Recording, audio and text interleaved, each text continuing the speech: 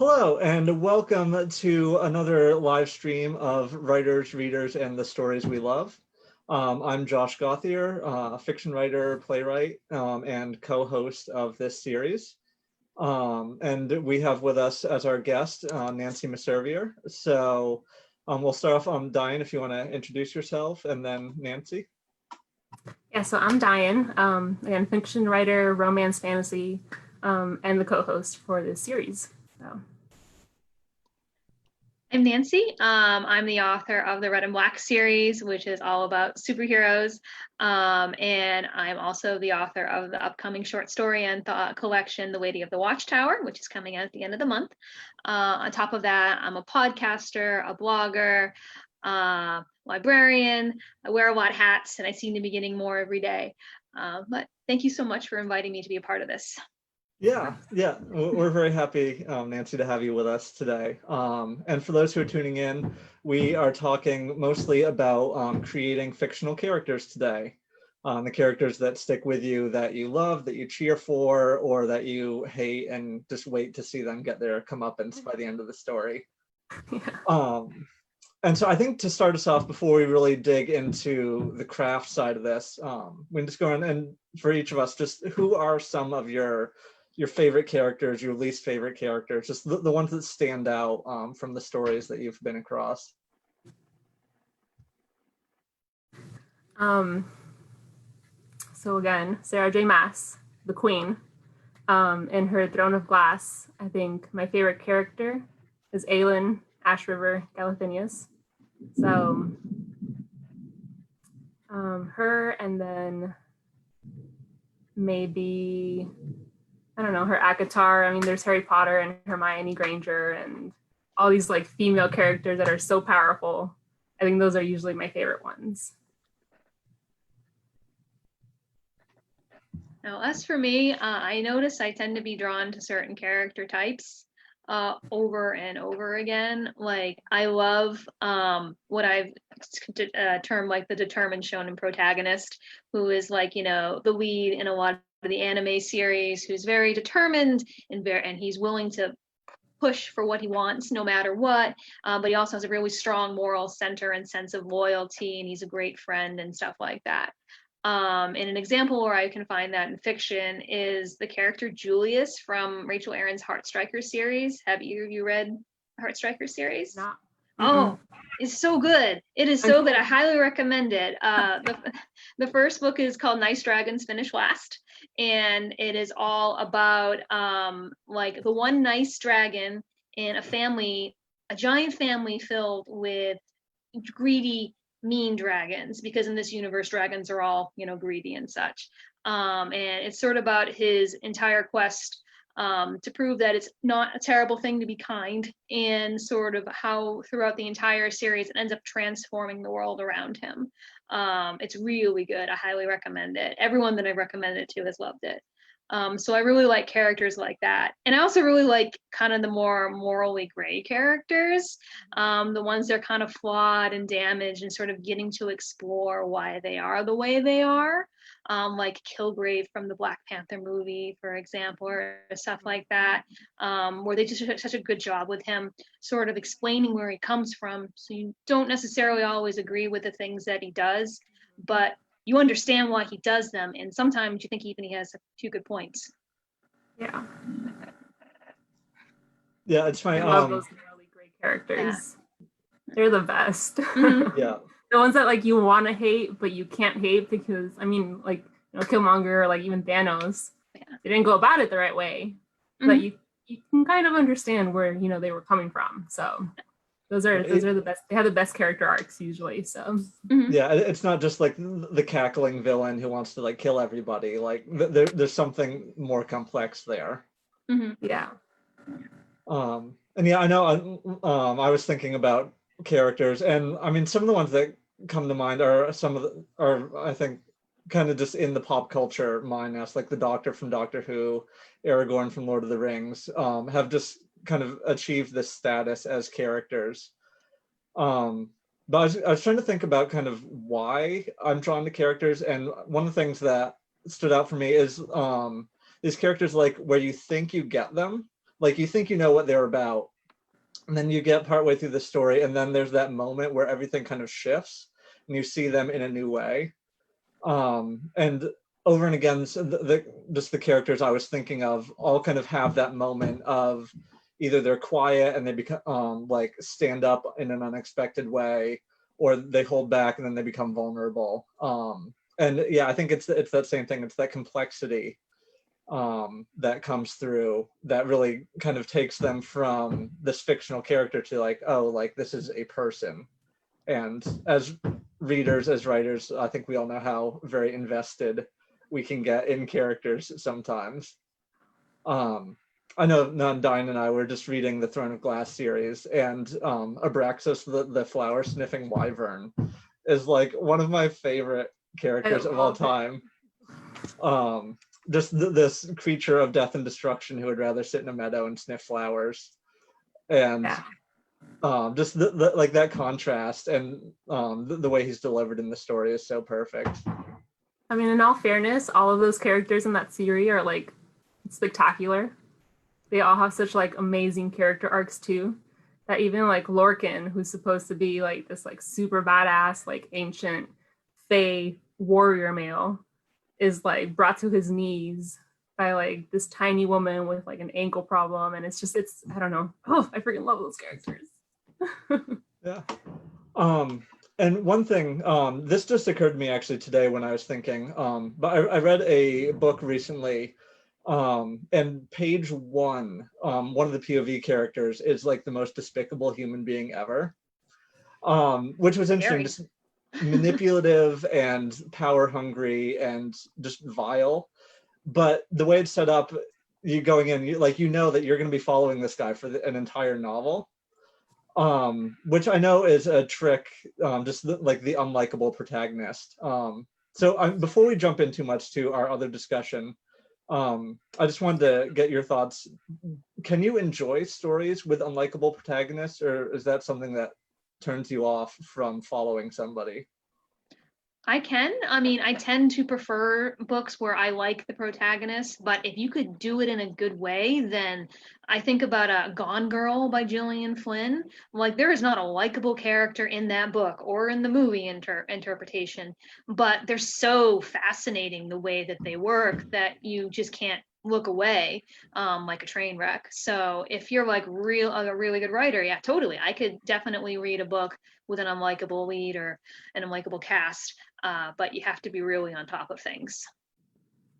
I don't know if I can, to be honest. And you just said train wreck, Nancy. Mm-hmm. You're gonna kill me for this.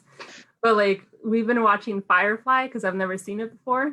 What? And, oh my goodness. And it's just like I can't with that show. Oh no, I love that show so much. With like, I can't. I don't understand. Like, I can't with the show, and the characters to me are also like unlikable, and like I'm not interested in any of them whatsoever.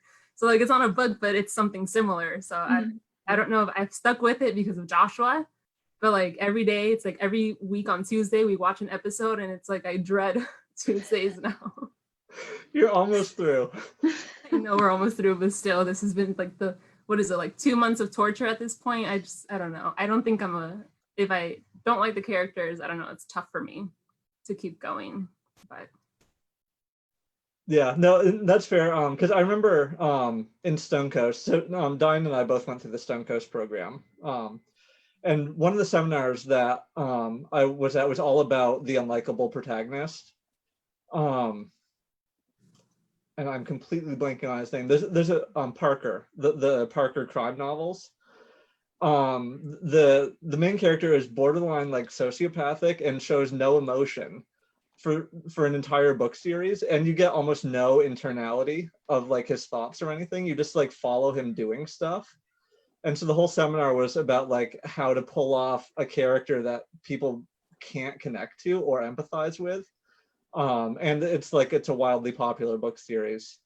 So it was an interesting kind of discussion of how that has been done successfully and kind of like breaks the rules, so to speak. And one of the things that the presenter kind of concluded was that it helps if the main character is really, really good at something. Because we get that with like the Ocean's movies and stuff too. You just like watching people be experts at like stealing stuff or whatever, like there's an entertainment value there. I also feel like there can be a bit of a wish fulfillment as well. Like in life, we're told that we need to be nice and we need to be polite, and be considerate of other people's feelings. And then to see a character that is not and somehow gets away with it, I feel like, sometimes you're like, oh, I wish I could do that. So Yeah, I see that a lot also in romance novels lately. It's a lot of that like enemies to lovers type of thing. And in the beginning, a lot of the male characters are jerks. They're like complete assholes. Mhm. And in the book, I like adore them. But if someone talked to me that way in person, like in real life, absolutely not. But in the books, I'm like, I love those characters. It's just, I don't know. I don't know why it's like that, because they're despicable at some point too. But you root for them anyway. And I'm like, if this was like in real life, if I knew you and I knew this girl, like I would not be rooting for you. But because you're in a book, go you. So it's weird. those books have this transformation aspect, because as you mentioned, it's enemies to lovers. Like the best part is when they turn from the big jerk to the perfect guy. So yeah, it's just, I don't know if like in real life I would give him the time to No. go from jerk to a nice guy. So not at all. yeah.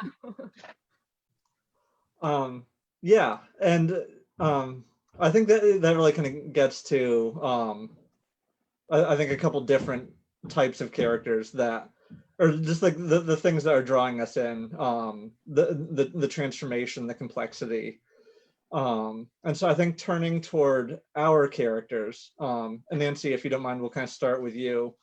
Like when you're writing a story and you're approaching like building a character from like the ground up, kind of just how do you approach that process? Do you do things like in advance to get into their mindset? Do you just kind of dive right in? Yeah. Sure. Like, I mean, I wish I could say I had like a really, like a lot of people, they use like character profiles or character interviews or writing prompts and stuff like that. And I don't, like, I do a lot of work in advance before I sit down and start to write the book, but I just take a lot of notes. Like the more sort of structured formats just don't necessarily work for me. And when I say I take a lot of notes, I take a lot of notes. Like sometimes like the notes are almost as long as the finished product itself. As sort of a way to get into characters' head and figure out the plot and the setting and so on and so forth. So I used to be like a pure pantser where I would just sit down and start with very few ideas, but I can't do that anymore. I think it's age or something like that. I can't. That's funny. I think I have different approaches. And like with my romance, I'm more of a pantser usually. Like I can get away with that. And usually it's just like a simple idea, like a novel I just wrote. She's pregnant and like alone. And I'll just come up with like a name. I'll pick a name that I think is pretty, and that's it. And I'll start writing. But other than that, I think now I'm working on a fantasy novel, and that like I have like a few pages of like background story and how this character is going to be in this world. That in the past, I don't think I would have done it, but I started writing a fantasy once and only got a few chapters in before I realized I had no idea who these people were. And I can't write that like I can write my romance. So it's just, it's interesting to see how it's so very different, like approaches depending on the genre that I'm working on too. So. Yeah, and I know it's been interesting watching how my writing process has changed a little bit, because I used to dive in with next to nothing. Sometimes I didn't even have a settled character name, and I would like figure it out on the way. Kind of where I've arrived to now is I need at least like a couple kernels of something of who they are. So there's a novella that I'm putting the finishing touches on to hopefully release this year. And it started with basically a battle-weary gunslinger and a snarky unicorn who are intensely loyal to each other. And so like that was what I knew about them.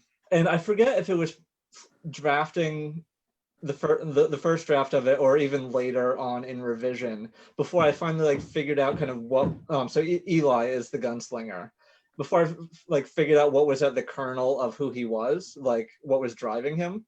And so by then I've got like a complete draft and stuff. So in the revision, I'm going back and kind of working in that underlying motivation, even though it never really comes out a whole lot in the dialogue, but just understanding who he was came much later in the process.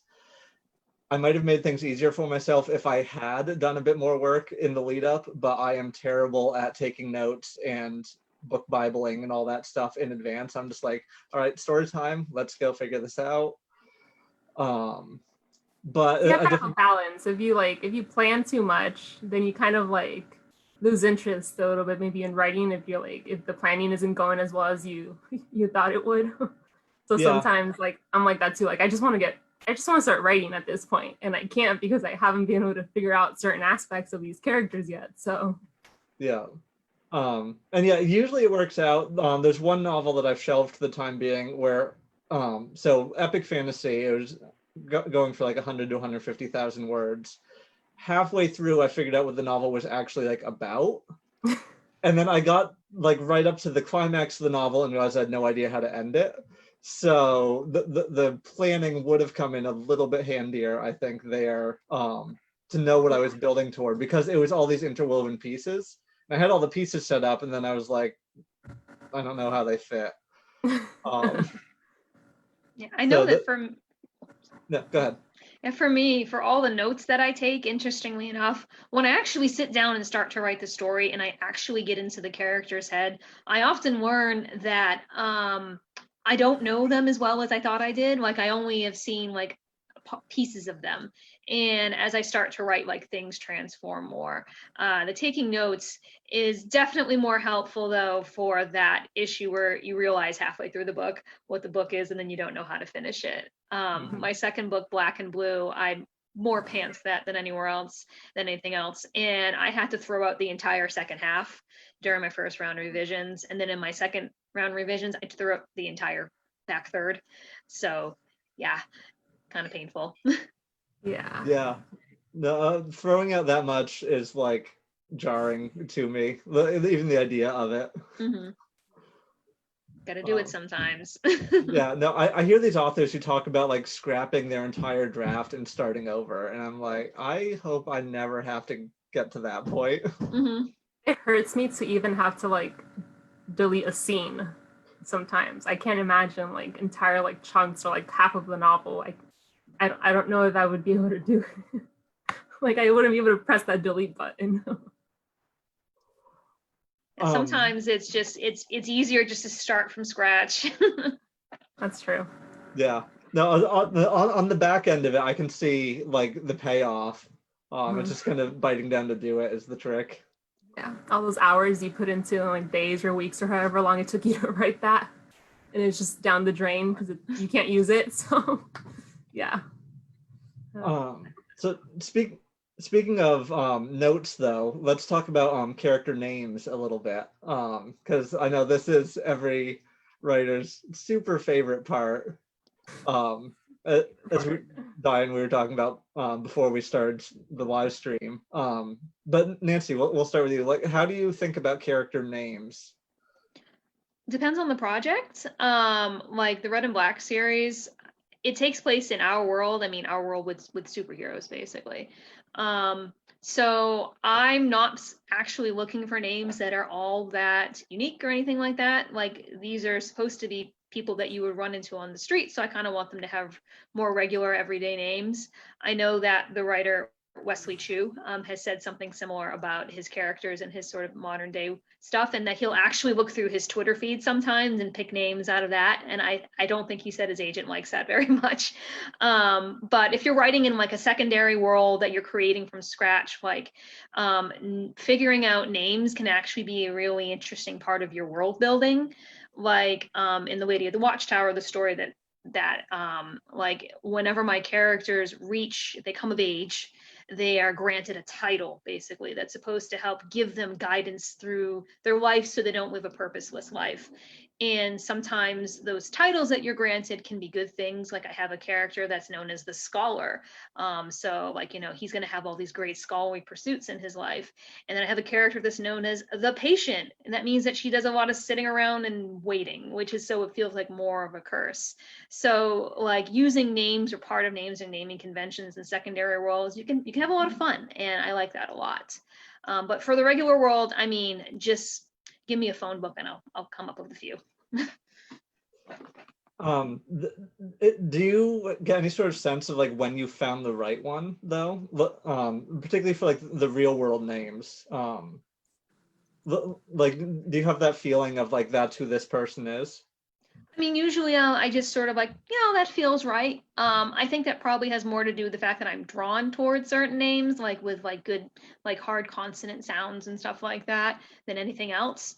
But I'll go through names and they'll come up with one that's not as similar to the other names that are currently going on, or not a duplicate of another name. And I usually just end up going with that. So, yeah. Daien, do you want to talk about yours?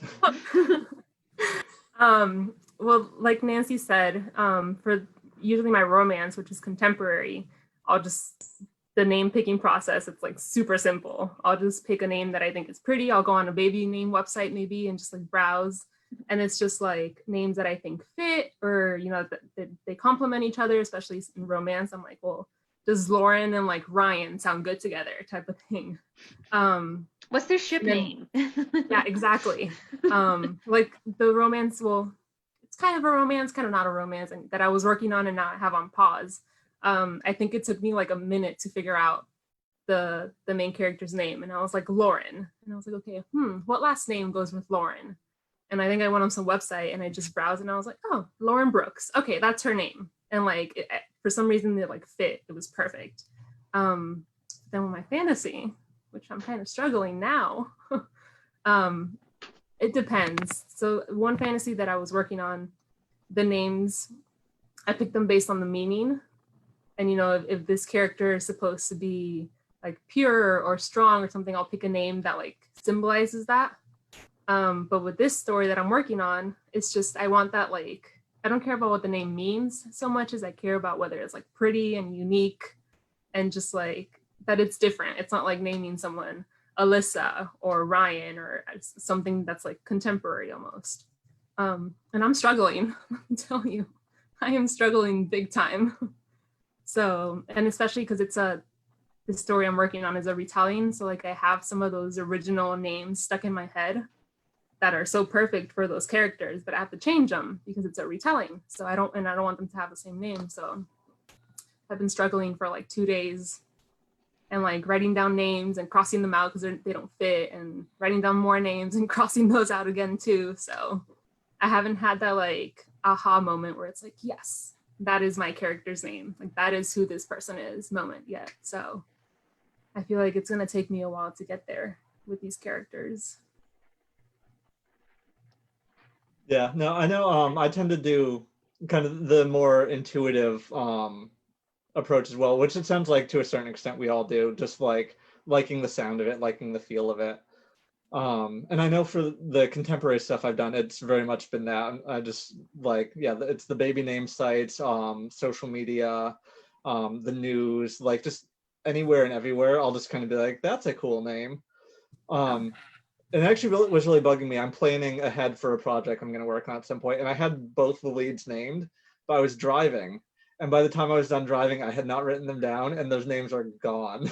Oh man, that sucks. That's terrible.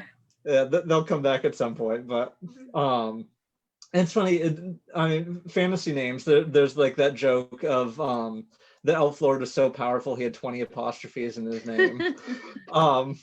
like there are very familiar, I think, conventions that, particularly in fantasy, for how names have been developed.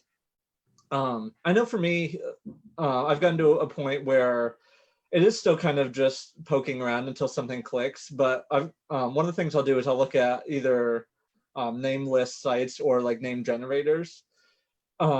And more I'm going to like different, not necessarily cultural or like linguistic backgrounds. and not even to take specific names, but just to get kind of like the sound and the feel of them. So I'll look through like Gaelic sounding names and then like splice and rearrange them so that it's not a Gaelic name anymore, but just like the consonants and the vowels and the way it feels. And I'll try to name a lot of the characters in a similar fashion, just so that the in that world, it makes sense that all these names would be together. So it's not like somebody so-and-so the elder, and over here we have Tim. Just because I think starting from that similar background brings a cohesiveness, even if I'm not Tolkien and inventing my own like language to underlie where they're all coming from. We're not that extra. Right. And then occasionally I'll look at the meanings, but more often than not, it's all just kind of sound and feel. I'm like, yep, this is that person. Yeah. I think, so going on from there, in terms of names and also voice and personality, and we touched on this a little bit, but how much do you feel like you have to understand the characters before you start writing? And how much are you able to kind of explore that on the page once you've started? As I mentioned before, I usually think I have a pretty good idea about who the characters are, but then I get into their heads and I learn that there are definite holes there. And I feel like that's especially true when it comes to things like character voice and stuff like that, because you want your characters to have such a unique voice, or if not unique, then just something that stands out and doesn't sound like the rest of the characters. And finding that's really hard sometimes. You need to understand a lot about who they are, where they come from, what's their history, their personality and stuff, and how that informs how they speak and hold themselves, et cetera, et cetera. And sometimes that's not even sort of, well, I figure it out in the first draft. Sometimes that takes several rounds of revisions before I understand what their voice really is. Other ones come to me pretty fast. But I feel like when it comes to things like characterization, like even if you are someone that tends to be more of a plotter like myself, you need to have flexibility to make sure that they feel real. Yeah. I think that also ties, I try to have a basic understanding of their backgrounds. And again, it's very different when I'm writing romance versus I'm writing fantasy.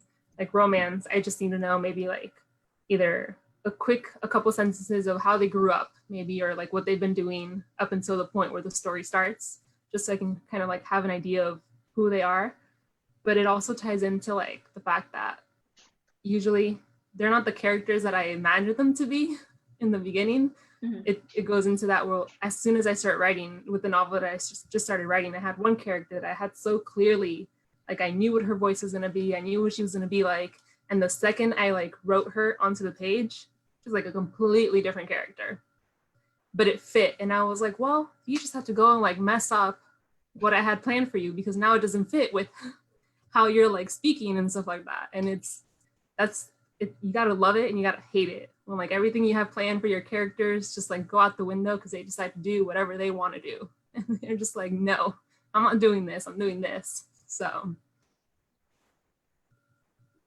it all ties together, I think, for me. Yeah. And I know, like I said, having that kernel, I think, is kind of important. And like thinking through the different stories I've written, I think I always know kind of something fundamental about their personality. That at least controls how they kind of act and engage with the world. And then that's certainly something that evolves over time in the writing. But like I know I've heard other authors talk, and like they describe how they need to know like everything about their character. Like they need to be in that head before they can even put a sentence on the page, which is interesting to me because I'm like, okay, like go person, let's see what you do. And that discovery is very much a piece of it. So it's always interesting hearing the different kind of starting points that people come from. Because I know in our last live stream I mentioned I had a character who was supposed to be this kind of like meek background character, and he was the main POV of the novel. And he walked on screen and was like, these peons are all beneath me and I despise them all because they're gross and uncultured. And I was like, dude, what are you doing? But that ended up being like who he was this pretentious, just self-centered jerk. And I was like, okay, now I have to write a novel in this guy's voice because he's the one I'm telling the story through. So it was a brand new challenge that I was not expecting to face. And going back to the unlikable characters idea, is I need to sell this guy because him, but also most of the rest of the cast are not particularly great people. And I'm like, I need readers to invest in this world for 90,000 words. Like, I need to find how to do that now that this guy's throwing a wrench and everything. So, You know, you think of Game of Thrones, like a lot of the characters in that were pretty bad people and not that likable, but there was always someone worse there that made them look great by comparison. So yeah, good luck on that. yeah. You know, I think that now that you say it, I think that contrast is an interesting point. Like watching bad people fight like an ultimate evil is different than like watching bad people just be bad to normal people. Yeah. And so I think for each of us, we've kind of talked about this exploring of characters on the page, but what are your thoughts on letting characters have their way versus kind of nudging them into where you want them to be for the story? Like, do you let your characters change the story, or do you try to keep them within certain bounds to keep things on track? I mean, I keep them to like, they're gonna get to that end point. I don't care what they do like in the middle, if they decide to go off and have some adventure in the middle, but they have to reach that end goal that I had in mind in the beginning. I think it's only happened once where like I had to completely change it because I was 3/4 of the way in and this character was not who I had started off writing, and that ending just didn't make sense for that character anymore. So I had to kind of like rework that. But as much as I would like to say that I can keep them going, you know, down the straight and narrow that I want them to, they never do. So they go off and do what they want, and they don't even apologize half the time. So yeah, I know for me that I always find the idea of like, you know, the characters taking control of the story and writing the story to be kind of funny because, you know, as much as we like to think that they are like real people and stuff like that, they're not. I mean, they all come from our brains. So as much as we like to think that they are real. But I often think that when it seems like characters are taking over or the story is writing itself is something that gets said a lot, but that's actually a really interesting thing, because I feel like it's at that point where we write more intuitively, and in that point we're more drawing off of like our histories as consumers and writers of stories, and everything we have, you know, consumed over the years, and that can result in some really interesting things. And sometimes when we try and force characters off of that path to whatever is convenient to the plot, it can feel contrived and it can feel like it's not true to who they are. And I notice it's something that readers pick up on right away and they do not like. But if we, at the same time, for the idea of like, you know, writing intuitively all the time, I don't know is always the best thing, because you might just end up writing the same types of stories over and over again, which can get kind of stale. And if it is really like the things that we write are born from the things that we consume, if we consume things that are like really outdated or even problematic, we're probably going to just want to write those type of things. So yeah, sometimes it's good to follow the characters and go where they want to go, and other times it's not the best choice. Yeah, I just remembered this right now. But a little while back on Twitter, there was a discussion that started from the question: if your characters were standing in front of you, which one would you owe the biggest apology to? And there were some big name writers who were chiming in. Peter Brett said, "Everything I do is for their own good." And then I'm gonna paraphrase Joe Abercrombie, but he was like, "These useless jerks owe me an apology." And it was just so interesting. When I remember watching that thread unfold, and the way that different writers were talking about the things that they had done to their characters, particularly in fantasy. Characters get run through the ringer before they manage to save the world. That's where the good stories come from. It comes from pain, you know? Yeah. Which is true. I have realized I have a really hard time hurting my characters or letting them go off and do stupid and horrible things. And No. I'm getting better at kind of taking stories in that way. Because like I'll let bad things happen in the world, but whoever the core cast of characters are, like I want them all to get along and be friends. Hmm. And I'm realizing that that is very much not always the case of how things play out. And so more terrible things start happening and everything kind of falls apart. So. Plus, it's kind of fun to write those scenes where you're like, see, you're messing up like that, where you're like, you're talking to your character and you're like, you're gonna regret this later. But it's always fun to write those scenes and see how they just go off and either do what they want or you force them to do something that's for their own good. Those are my favorite scenes to write. I think it also depends on genre, as far as, being mean to your characters. And as you mentioned before, Josh, how in fantasy writers tend to be very mean to their characters. But if you're writing a romance, for example, then depending on the subgenre, obviously, like you're writing a sweet romance, you're probably not going to treat your characters the same way you would in a grim, dark fantasy. Like that would not work. People would revolt. I'm noticing even myself, like, the things I write in superhero books, I'm also working on fairy tale retellings right now. And I have to hold myself back sometimes because I'm like, you can have a more violent, for example, story in a story that has a lot of fight scenes than you can in something that is based around eventually having a happily ever after. So it depends on a lot on the genre that you're writing in. Yeah.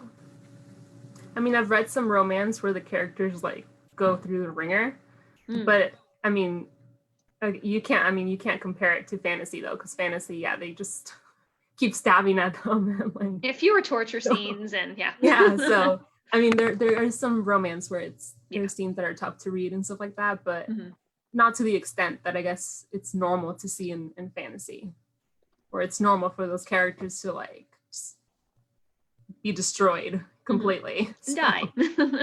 And die sometimes too. Yeah, you More don't tend often to have than not they die. So you don't tend to have romance characters randomly dropping Game of Thrones style halfway through. Yeah. I have read a couple of romance that like I don't like calling them but they're generalized as like romance, even though like the character dies at the end.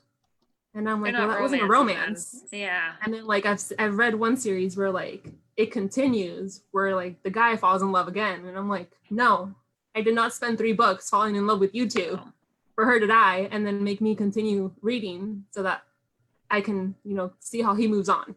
Like, no. Absolutely not. You should have just started it there where she was already dead and I didn't get to know her. And like, but I mean, and Nancy, I like your point too about how the audience will pick up when characters are doing something that they're being forced to do rather than things that is not born out of who they are. I feel like that's a really interesting line to walk sometimes, because like we're all aware that people do ridiculous things sometimes that don't make sense, but it makes sense to them in the moment. Versus like all the discussion that came after the final season of Game of Thrones, where like all the character arcs were just thrown out the window and they're like, here's what we're doing now. This is where the plot must go, regardless if we've guided the characters there in a logical way. Sorry, really angry about that still.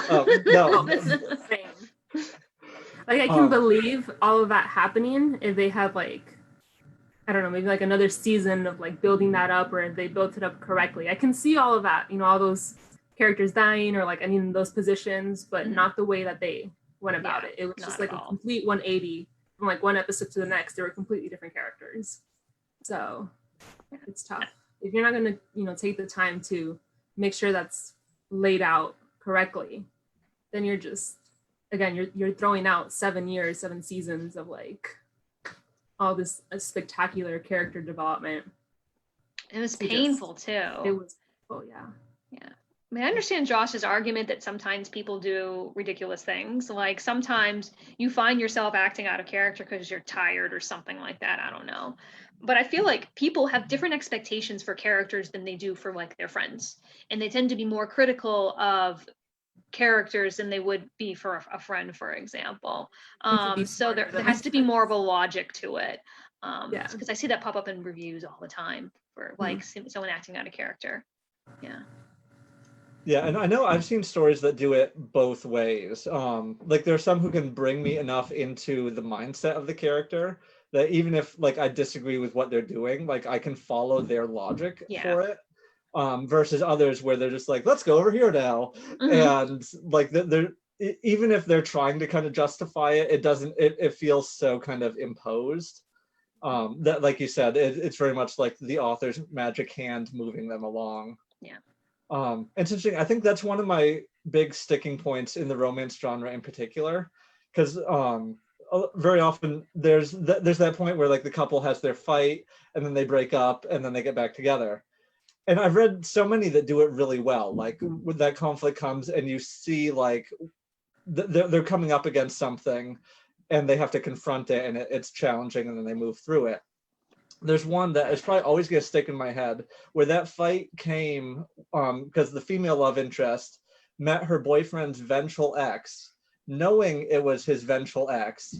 And this other woman like spreads these lies about him. And the woman's like, I shouldn't believe him, but I do. And she like runs off and does all these irrational things. And I remember I was reading this book. I was like, you know, she's out to get you. Why? And then she refuses to even talk to her boyfriend about it. I'm like, this does not make any sense for you based on the past like 200 pages that we've gone through. But the author wanted that moment of conflict, and so like this was just how it happened. I've read books like that too, especially in the romance genre, which I understand that romance is like a genre with specific story structures that it tends to follow. And I mean, all genres have that. It's a little more obvious in romance. But you need to remember at the same time that your characters they're supposed to be stand-ins for real people. So they should probably act like them sometimes. Yeah. And I've read so many that do it well. Like you buy into that conflict.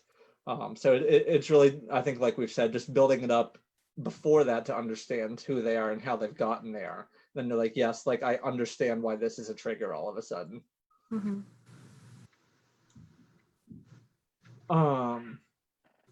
Okay, changing pace a little bit. As far as the physical, the traits or the quirks of the character and their behavior, or physical descriptions, how much attention do you give to those aspects, or is it more kind of the underlying personality? So physical descriptions are interesting to me, because like how you choose to dress and groom yourself, et cetera, like it says so much about you, and how people react to that says so much about you. But when you're writing fiction, no one wants to read like 7 paragraphs of a description of someone's like vintage outfit. I mean, maybe I would, but most people don't want to read all that. But you see it in real life. I was talking to my mother recently, and she mentioned that there's this guy that comes to her church every week, and she dresses, direct quote from her, like a homeless person. Like it's just the way that he grooms himself and the way that the clothing he wears and stuff like that. And like one day he was invited to come in and speak in church, and he shaved and he showed up in this really expensive snazzy suit and stuff like that, and you learn that he was like the former CEO of a company or something ridiculous like that. And just to see sort of how that transformed people's opinions about him, or how they viewed him at the very least, was really powerful. And obviously you kind of want to have be able to make the same impression in your fiction, but you have to be careful about like how much word space you end up taking up. I tend to try to focus on things that stand out about someone, like maybe they have a really narrow frame, certain style of facial hair, a unique style of dress, or something like that. The aspects of their physical appearance that speak the most. Like in terms of physical description, like eye color and stuff like that, I don't think I give too much attention to it. And I mentioned I just pick something and just move on with it. But when it comes to like clothing or how they style and stuff like that, there are moments where I do, in romance again, if it's, let's say, those like fancy like dinner out scenes or something like that, you do pay attention to like what they're wearing and like even like how they smell and stuff like that. So in certain scenes, I think it is like important to point out those details, and in some it's just like, I mean, you don't necessarily need to know what they're wearing and how they did their hair every single scene, but for some of them I think it's like vital to that scene, how they look and stuff like that. So yeah, how you choose to look at a date says a lot about how you feel about the date and how you feel about the other person. That's more important. Yeah, and I think that's one of the interesting things too is, like, on the one hand, you get those blocks of text, like, I wake up and stand in front of the mirror and here's what I look like, dear reader. As opposed to if it makes sense, like if they're prepping for a date and thinking about how they're going to look with intentionality, or seeing characters through another character's eyes, like the same information delivered in different ways, I feel like either boosts up the story or just takes up space. Because I know for me, I really like description of everything, of landscapes and characters and all the stuff. And so I'm one of the people who can err on the side of too much at a time, just because I like putting it out there. Like, I've got the picture in my head, so I'm going to put it on the page.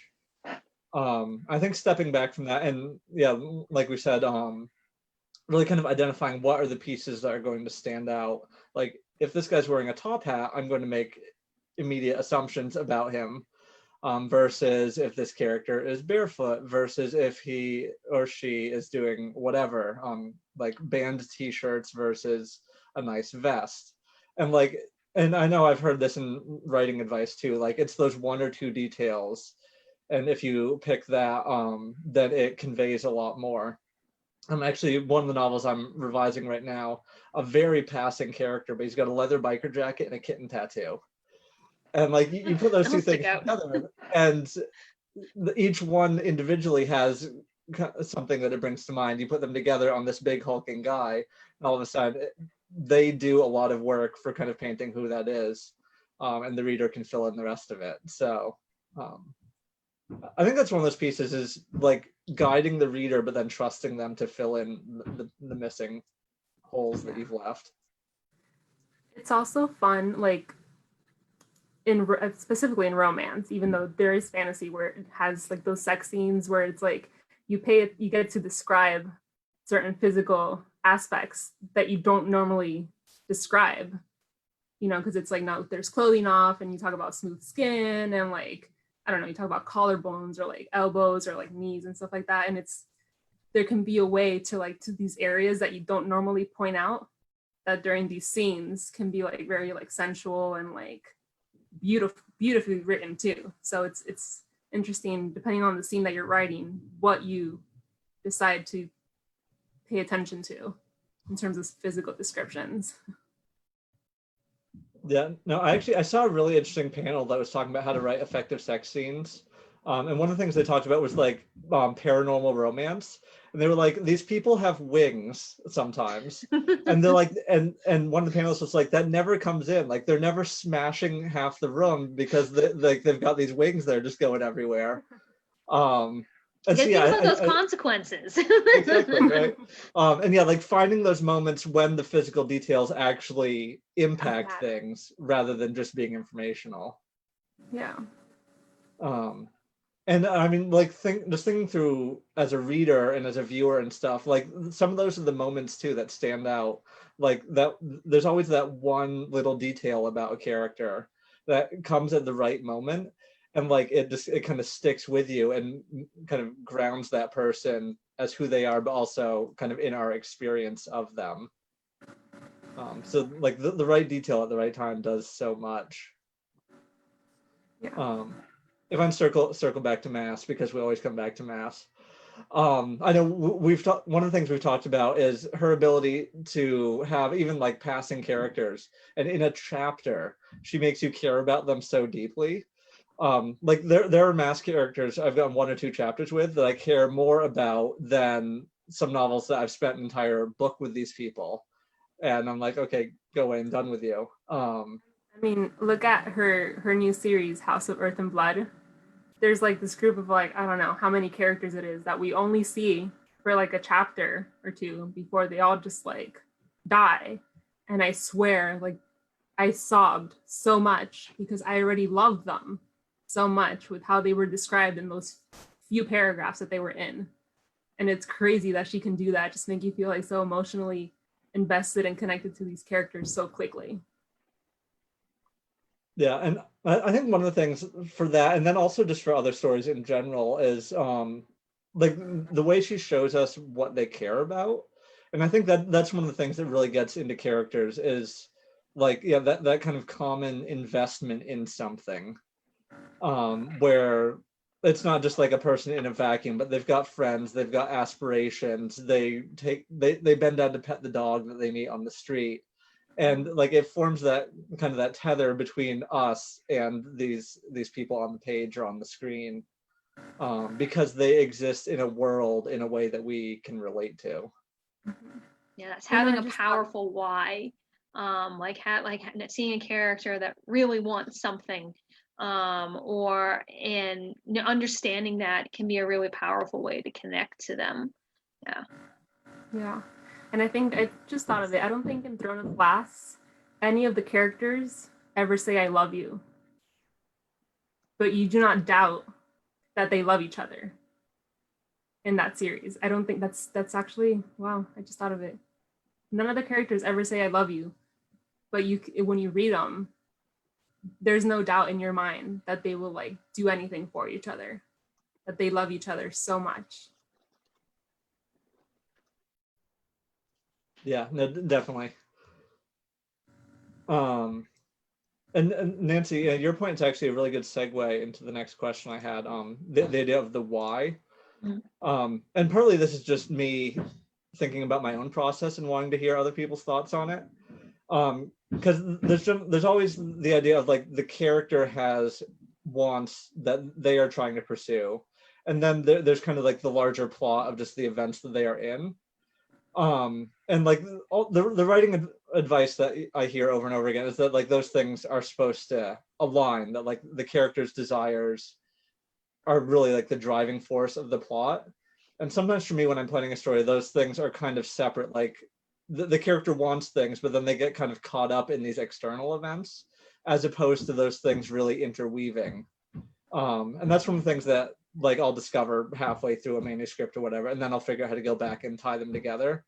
But I think for both of you, like, do you think about like the character's internal arc and the external arc of the story together in planning, or do you kind of let those exist separately and find their way together? I try to interweave mine as much as possible, because I do feel like having a character that wants something is like a really powerful way for the reader to connect with them. And then usually the plot grows out of that. Like my character, Dawn in Red and Black, she wants to be a superhero, her city's first superhero. Okay, so what's standing in her way of doing that? This supervillain, and so on and so forth. And that can be a really strong way to build plot. Like, what does your character want? What's standing in their way? How do they deal with that? What happens as a result of that, sort of, et cetera, et cetera. But, and obviously like other things happen than that. Like, you know, the world does not revolve around your character. I mean, maybe it does. It happens a lot in fantasy books. But I do think that sort of having interweaving things as much as possible can be a really good way to get characters, I mean, people really emotionally invested in your characters. Yeah, I think with like my romance, so the one book that I finished recently, the character wanted a family. That was like her what she wanted at the end. And so like I just knew that while I was writing, I just had to get her a family by the end of that book. And so it was, I mean, that's the book that I like essentially, I didn't plan it ahead of time. I just knew how it was gonna start, and I knew the ending, which was like, I knew the character was going to get her want. She was going to get her family. How it was going to get from point A to point B, I had no idea, but it was going to happen. So it was just something that I kept in mind while I was writing. She's getting her family. So what needs to happen between her and like all the other characters that eventually gets her this family that she wants? But like you said, in fantasy, it's completely different, because in fantasy, usually the ones I write, the world does revolve around my character. And so it's like, if that character doesn't exist, that world is just like gonna explode essentially. But in romance, it's different because they're just two people in a world that, like, if they don't fall in love, the world's not gonna end. So it's not like evil is gonna win or something. And it's very different. Yeah, it's just very different, you know, writing in these different genres, and, you know, the wants of the character and the wants of the plot having to kind of like connect somehow. Yeah, and so for the fantasy novel that I mentioned I had shelved because I didn't know how to end it, that moment when I figured out what it was about, actually related to this whole thing, which I think is part of where the question came from, because I didn't know that connection early on. But basically the city that this all takes place in is kind of like on the edge of this wasteland that's falling into disrepair. And so like the city just in general, what they want is to like return to their former glory, because they're trapped by circumstance essentially. And then as I was working through and just writing all this stuff, I realized that like each of the main characters that I was following felt the same way. Like each of them felt trapped and like they were being defined by things outside of their control.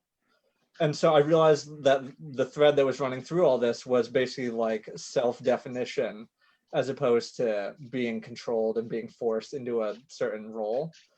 And like that was the moment when so much clicked together, because it's the internal arc of these characters, it's the bigger arc of the story and like the backstory and stuff. It was all about like trying to seize control personally. And so like eventually whenever I finish this book, I think that will come through really effectively because it's such a good kind of through arc that can be expressed in so many different ways. But it's a rambling mess not following that, even though each piece was doing it on its own, like they were all going in their own direction, because I didn't see that's what the thread was.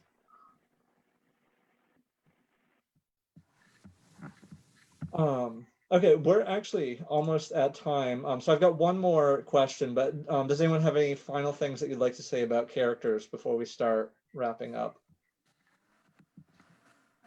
No, I'm good, but thank you so much again for inviting me on the show. This has been a lot of fun. Yeah, no, this has been great. Okay, so we'll wrap up with the same question that I always like to end with.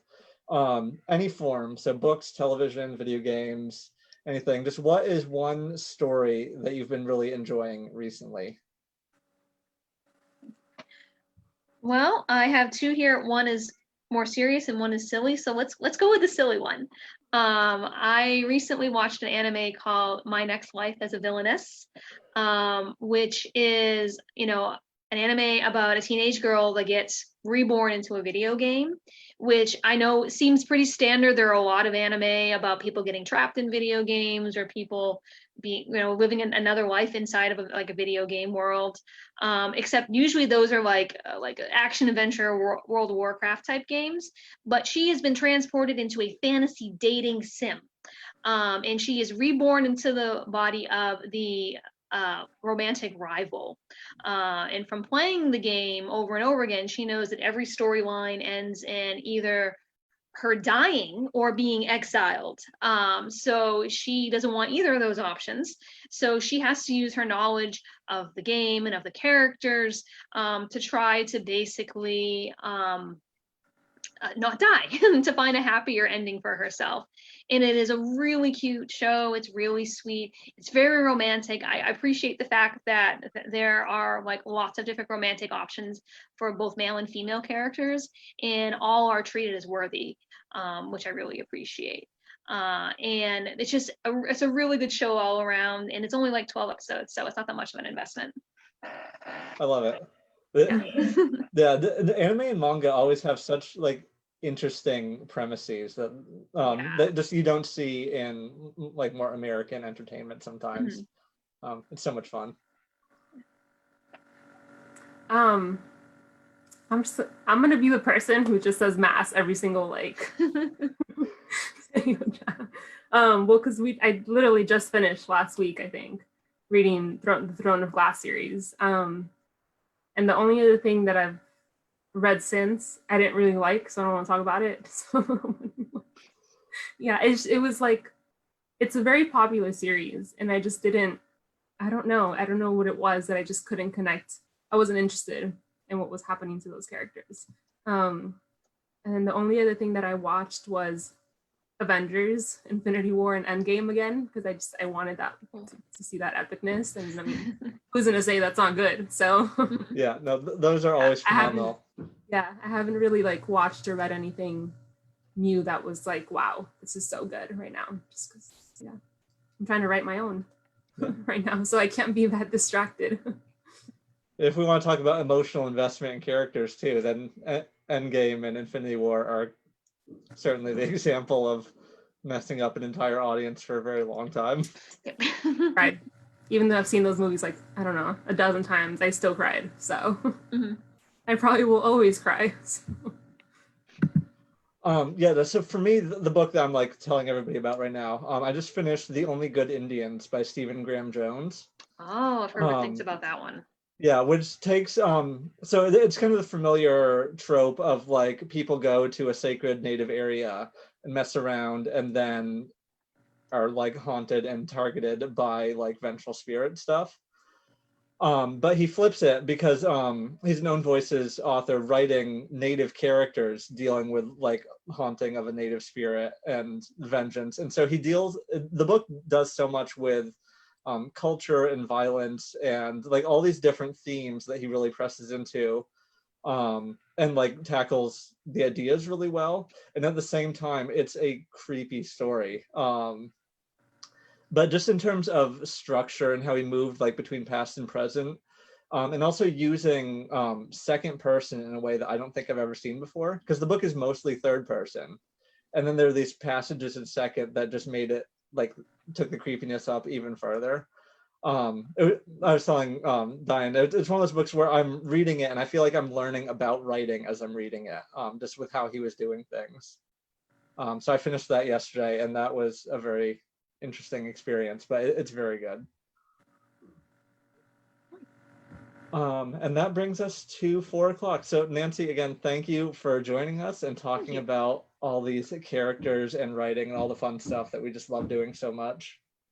Thank you to anyone who tuned in or who comes back later on to watch this. It will continue to be available on Facebook and YouTube, along with all past episodes. So feel free to share those, go back, get caught up, and just enjoy all the writing fun. And we'll be back next month, hopefully, with another guest and lots more conversation. So thanks for joining, and everyone enjoy your weekend.